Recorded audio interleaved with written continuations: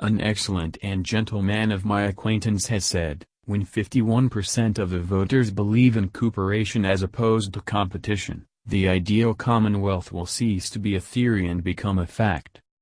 That men should work together for the good of all is very beautiful, and I believe the day will come when these things will be, but the simple process of 51% of the voters casting ballots for socialism will not bring it about. The matter of voting is simply the expression of a sentiment, and after the ballots have been counted there still remains the work to be done. A man might vote right and act like a fool the rest of the year. The socialist who is full of bitterness, fight, faction and jealousy is creating an opposition that will hold him and all others like him in check. And this opposition is well, for even a very imperfect society is forced to protect itself against dissolution and a condition which is worse.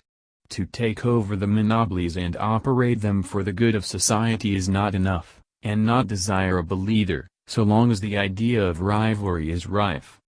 As long as self is uppermost in the minds of men, they will fear and hate other men, and under socialism there would be precisely the same scramble for place and power that we see in politics now.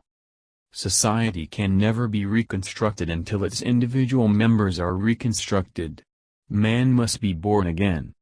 When 51% of the voters rule their own spirit and have put 51% of their present envy, jealousy, bitterness, hate, fear and foolish pride out of their hearts, then socialism will be at hand, and not until then. The subject is entirely too big to dispose of in a paragraph, so I am just going to content myself here with the mention of one thing, the danger to society of exclusive friendships between man, and woman. No two persons of the same sex can complement each other, neither can they long uplift or benefit each other. Usually they deform the mental and spiritual estate. We should have many acquaintances or none. When two men begin to tell each other everything, they are hiking for senility.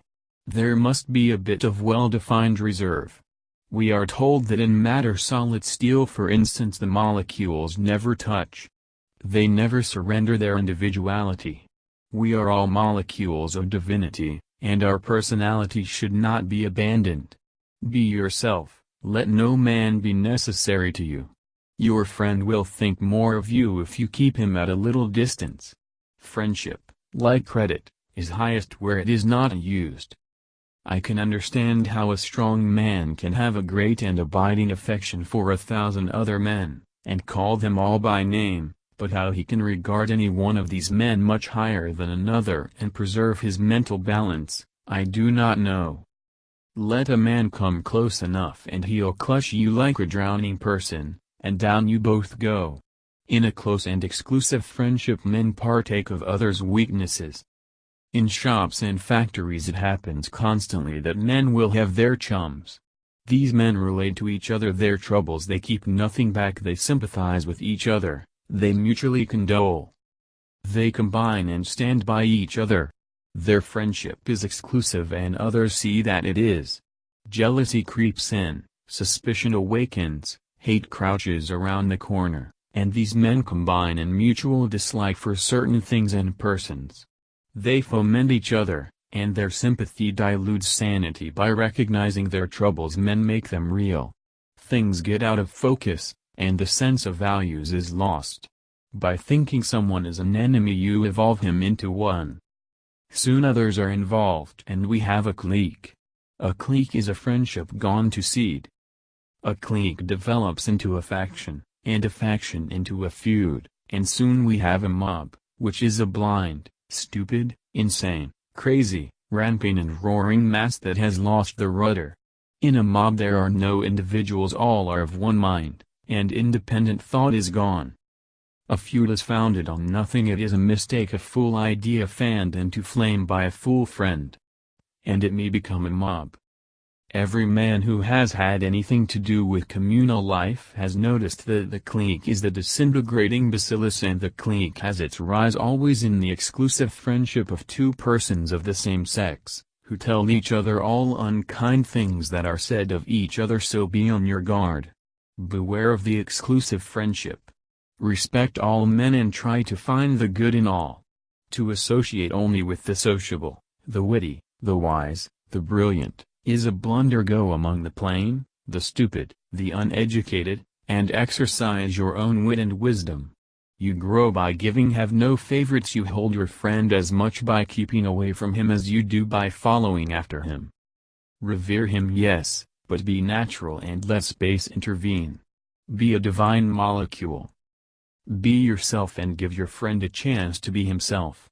Thus do you benefit him, and in benefiting him you benefit yourself.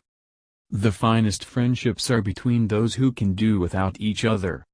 Of course there have been cases of exclusive friendship that are pointed out to us as grand examples of affection, but they are so rare and exceptional that they serve to emphasize the fact that it is exceedingly unwise for men of ordinary power and intellect to exclude their fellow men. A few men, perhaps, who are big enough to have a place in history, could play the part of David to another's Jonathan and yet retain the goodwill of all, but the most of us would engender bitterness and strife. And this beautiful dream of socialism, where each shall work for the good of all, will never come about until 51% of the adults shall abandon all exclusive friendships. Until that day arrives you will have cliques, denominations which are cliques grown big factions, feuds and occasional mobs. Do not lean on anyone, and let no one lean on you. The ideal society will be made up of ideal individuals. Be a man and be a friend to everybody. When the Master admonished his disciples to love their enemies, he had in mind the truth that an exclusive love is a mistake. Love dies when it is monopolized. It grows by giving. Your enemy is one who misunderstands you. Why should you not rise above the fog and see his error and respect him for the good qualities you find in him?